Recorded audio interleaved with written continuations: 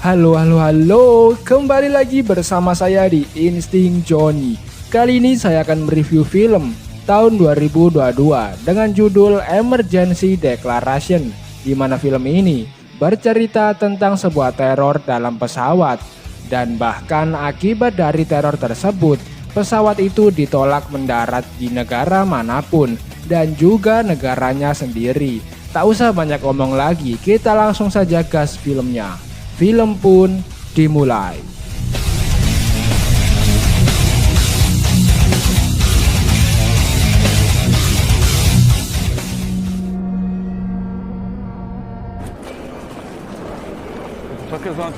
Kisah dimulai di sebuah bandara, di mana di situ terlihat ada 3 orang pilot yang akan berangkat ke Hawaii. Seorang pilot yang berjalan paling depan adalah kaptennya. Di tengah ramainya antrian ada seorang lelaki bernama Ryu Jin-sok yang menanyakan pesawat mana yang akan memuat banyak orang. Tapi karena pertanyaan itu menyangkut keamanan dan kenyamanan penumpang, maka petugas bandara tak bisa menjawab pertanyaan tersebut. Tapi Ryu tetap memaksa.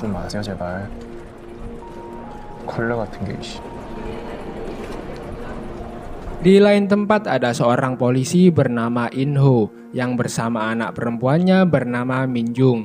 Min-jung bilang pada ayahnya jika ibunya sekarang ada di bandara untuk pergi liburan naik pesawat.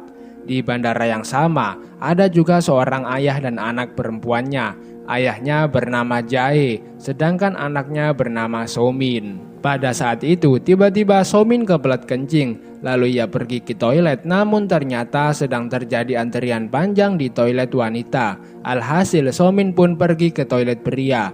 Di saat yang bersamaan, di toilet pria juga ada Ryu yang sedang menyelundupkan sebuah benda kecil di dalam kulit ketiaknya. Dan inilah wajah ibunya Min-jung atau istrinya In-ho. Kita sebut saja Maimunah. Kembali ke Ryu yang mana pada saat itu ia telah selesai menjahit luka sayatannya. Melihat keadaan di toilet sepi, Ryu melihat kembali lukanya di depan cermin. Namun tiba-tiba Ryu menyadari jika ada seseorang yang sedang mengintipnya dari kamar toilet. Ryu pun langsung memeriksanya, yang memang di situ ada seseorang, yakni si Somin tadi. Untungnya Jae tiba di situ tepat waktu. Alhasil Somin pun bisa kabur. Tapi Ryu tetap curiga jika Somin telah mengetahui sesuatu. In-ho yang baru tiba di kantor polisi mendapat kabar dari salah satu anak buahnya jika ada anak-anak yang telah melaporkan bahwa tetangganya adalah orang yang telah membuat video akan menyerang pesawat hari ini. In-ho pun baru tahu tentang video ancaman penyerangan pesawat tersebut, tapi anak buahnya menganggap video itu hanyalah lelucon karena memang tak dijelaskan pesawat apa, di mana dan kemana yang akan diserang. Namun karena si Maimunah pergi naik pesawat, maka In-ho menjadi khawatir.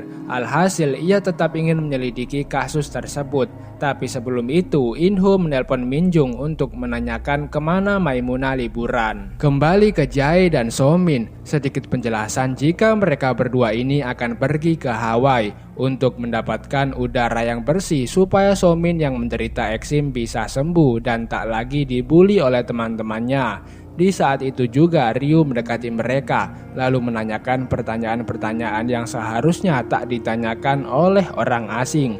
Alhasil Jae pun pergi meninggalkan Ryu, dan ketika Somin yang ketakutan lalu berbisik pada ayahnya, maka di situ Ryu semakin curiga pada Somin.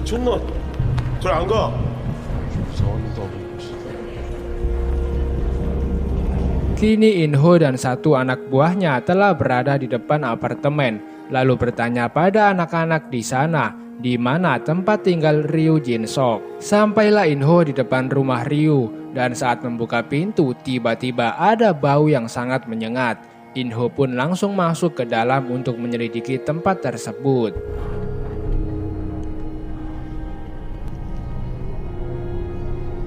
Sedangkan kini Ryu sebentar lagi akan berangkat naik pesawat. Tapi pada saat itu salah satu petugas bertanya barang yang dibawa oleh Ryu. Ryu pun menjawab jika itu adalah inhaler rakitan. Kini pesawat akan berangkat dari Korea menuju Hawaii, Amerika Serikat. Pesawat ini bernama KI-501, termasuk Jae dan Somin yang naik pesawat tersebut, dan ternyata Ryu juga ada di situ. Tapi sampai sekarang Inho belum menemukan sesuatu yang mencurigakan. Lalu saat akan membuka tirai ada telepon dari Minjung yang mengatakan jika ibunya akan pergi ke Hawaii. Pesawat pun akhirnya tancap gas, sedangkan Inho yang masih ada di situ merasa tak ada lagi apa-apa. Tiba-tiba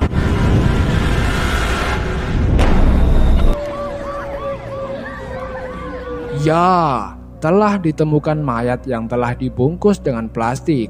Setelah diperiksa, dokter mengatakan mayat tersebut perlu diotopsi lebih lanjut, mengingat adanya kapiler yang pecah dan batuk berdarah. Kemungkinan hal itu dikarenakan racun. Setelah melewati guncangan turbulensi saat awal penerbangan, salah satu pilot pergi istirahat. Para penumpang juga sangat menikmati penerbangan itu, tapi di situ Jae merasa kurang nyaman atau bisa dikatakan merasa takut karena sesuatu yang pernah terjadi kepadanya saat terakhir kali ia naik pesawat. Tak lama kemudian Ryu pergi ke toilet dan di saat yang bersamaan Inho dan kawan-kawan menemukan puluhan kaset yang berisi video percobaan virus pada puluhan tikus. Dalam beberapa menit saja, tikus-tikus percobaan itu langsung mati. Kini Ryu telah mengeluarkan benda selundupannya dari kulit ketiaknya. Setelah dipelajari dari video itu, ternyata Ryu membekukan virus berbahaya yang menular tersebut ke dalam bentuk bubuk. Dan saat ini waktunya Ryu untuk beraksi. Dimulai dengan menggabungkan inhaler palsu dengan benda selundupannya. Tepat saat itu juga Inho dan kawan-kawan menemukan jika setiap kaset itu memiliki perbedaan, yakni masa inkubasi virus yang menjadi semakin singkat dan semakin singkat. Di dalam toilet, Ryu menyemprotkan bubuk virus tersebut ke segala arah. Saat Ryu sudah keluar dari toilet, ternyata ada Somin yang sudah menunggu. Waduh. Tapi tiba-tiba ada orang yang menyerobot mendahului Somin. Melihat hal itu, Ryu pun tersenyum dengan wajah yang dingin, lalu berbisik kepada Somin. Entah apa yang dikatakan, tapi yang pasti kini Somin menjadi ketakutan. Inho yang semakin khawatir pada Maimunah memutuskan pergi ke bandara untuk memastikan jika Ryu tidak satu pesawat dengan istrinya. Seorang penumpang yang menyerobot tadi kini mulai tak nyaman dengan banyaknya bubuk-bubuk yang berjatuhan. Alhasil setelah selesai menggunakan toilet, orang tersebut melaporkan pada salah satu pramugari. Langsung diperiksalah toiletnya oleh si pramugari tadi. Itu artinya sekarang ada 2 orang yang akan menularkan virus tersebut pada orang lain. Jae yang tertidur jadi terbangun karena ada sedikit saja guncangan. Lalu ia melihat orang di sebelahnya sedang menonton video ancaman serangan terhadap sebuah pesawat. Alhasil Jae pun juga menonton. Lalu seketika ia yakin orang tersebut adalah orang yang pernah bertemu dengannya. Karena Somin tak ada di sebelahnya, maka Jae mencarinya, dan ternyata Somin masih terdiam di depan toilet. Jae langsung melaporkan pada kepala pramugari tentang kecurigaannya pada Ryu. Apalagi Ryu juga sempat berbisik mengatakan sesuatu yang menakutkan pada Somin.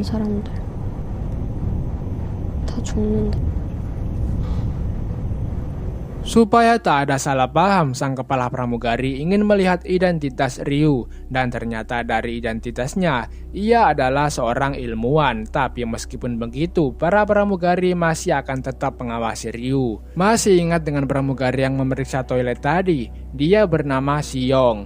Kini ia membuatkan stik daging untuk kopilot, sedangkan temannya membuatkan sup rumput laut untuk kapten pilot. Ketika sup rumput laut diberikan kepada sang kapten dan stiknya diberikan pada kopilot, tiba-tiba kapten juga ingin makan stik. Kopilot pun menukarkan makanannya daripada sup rumput lautnya dibuang. Tapi mungkin saja melalui stik tersebut, virusnya akan menular pada sang kapten. Di lain sisi, Inho dan anak buahnya telah tiba di bandara dan mendapatkan informasi jika Ryu telah naik pesawat untuk pergi ke Hawaii. Wah, makin khawatir si Inho. Inho pun langsung masuk ke kantor maskapai penerbangan di bandara itu untuk meminta tolong supaya pesawat KI-501 kembali saja, atau setidaknya Ryu harus ditangkap dulu.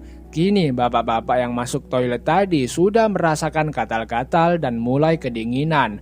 Dan orang yang ada di kursi seberangnya sepertinya juga sudah tertular. Bapak-bapak tersebut kini sudah lagi tak kuat menahan rasa gatal kedinginan yang aneh dan bercampur aduk tersebut. Lalu tiba-tiba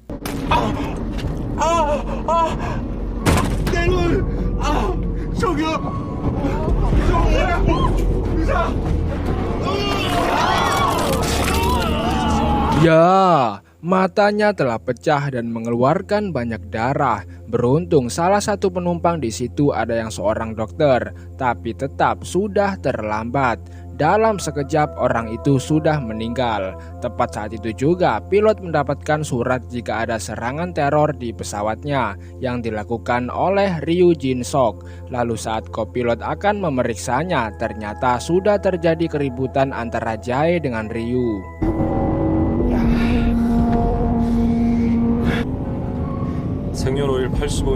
Alhasil, Ryu yang sudah merasa ketahuan pun mulai panik dan berlari. Sempat akan menyemprotkan virus itu lagi, tapi lebih dulu ditangkap dan dicegah oleh para penumpang di pesawat tersebut. Setelah menunggu beberapa saat, akhirnya kantor maskapai mendapat balasan surat jika Ryu sudah ditangkap dan diisolasi. Keadaan di dalam pesawat pun kini sudah mulai kembali tenang. Dan usut punya usut, ternyata sang kopilot telah saling mengenal dengan Jae. Tapi sampai sekarang, kopilot masih membenci Jae. Masalahnya apa? Sabar, nanti juga dijelaskan. Siyong pun melaporkan pada kopilot jika korban yang telah meninggal sebelumnya mengatakan bahwa adanya bubuk-bubuk yang berjatuhan di toilet. Diperiksalah oleh kopilot, lalu ia menemukan bekas darah dari luka Ryu. Dan sepertinya orang-orang di pesawat tersebut sudah banyak yang tertular. Karena adanya serangan teror, Ibu Menteri sampai datang ke kantor maskapai penerbangan. Di situ juga datang seorang utusan presiden yang biasa menangani hal-hal seperti ini. Sang kapten mendapat telepon dari kopilot mengatakan jika tersangka telah menaburkan bubuk di toilet. Lalu orang yang telah menggunakan toilet tersebut akhirnya meninggal. Dan kini sudah banyak penumpang yang batuk. Maka demi keselamatan sang kapten, lebih baik kapten tetap sendirian di ruang kokpit. Karena si kopilot juga telah masuk ke toilet dan telah berkerumun dengan para penumpang tadi. Tapi faktanya, kapten juga telah terpapar virus melalui makanannya. Tak lama kemudian Siyong tiba-tiba ambruk karena virusnya sudah mulai bereaksi. Seorang penumpang yang ada di sebelah Jae terus di SMS oleh wartawan karena ia telah mengupload video kekacauan di dalam pesawat tadi. Namun karena wifi pesawat digunakan oleh banyak orang, membuat jaringan internetnya sangat lemot. Setelah diselidiki, ternyata Ryu dulunya adalah kepala mikrobiologi di salah satu perusahaan farmasi bernama Bricom. Namun ia sudah keluar 4 tahun yang lalu. Bricom sendiri tak mau disangkut pautkan dengan masalah ini. Apalagi Bricom bilang tak punya apa-apa untuk diberitahukan kepada pemerintah. Diketahui juga ibunya Ryu adalah seorang ahli mikrobiologi. Namun dikabarkan jika ibunya telah meninggal. Inho pun langsung mengusulkan untuk bernegosiasi dengan Ryu. Mengingat pasti adanya alasan kenapa Ryu memilih pesawat untuk menyebarkan virus tak dikenal dengan masa inkubasi yang singkat itu. Pesawat pun dihubungi di hadapan kopilot dan kepala pramugari serta didengar oleh orang-orang yang ada di kantor maskapai. Demi keselamatan penumpang, pemerintah akan memberikan apapun yang Ryu inginkan. Namun yang diinginkan oleh Ryu bukan apa-apa, melainkan hanya kematian. Ryu sangat senang melihat orang terjebak, mati satu persatu tanpa bisa kabur. Wah, apalagi kalau bukan namanya psikopat. Seketika terjadi perkelahian kecil, lalu setelah kembali diamankan tiba-tiba Ryu muntah darah. Dan ternyata Ryu juga tak punya vaksinnya, karena memang ia berencana untuk mati juga. Tepat saat itu juga tiba-tiba pesawat kehilangan kendali. Itu artinya sang kapten pilot yang ada di ruang kokpit sendirian telah mati.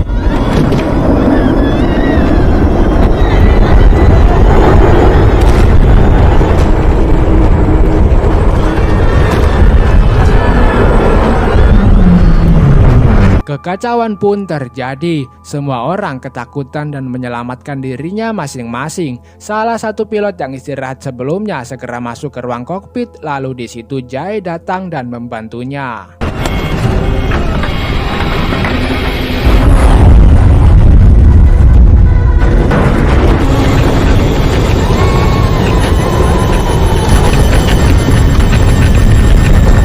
Setelah pesawat berhasil diselamatkan, sang kopilot dan kepala pramugari segera menuju ke ruang kokpit.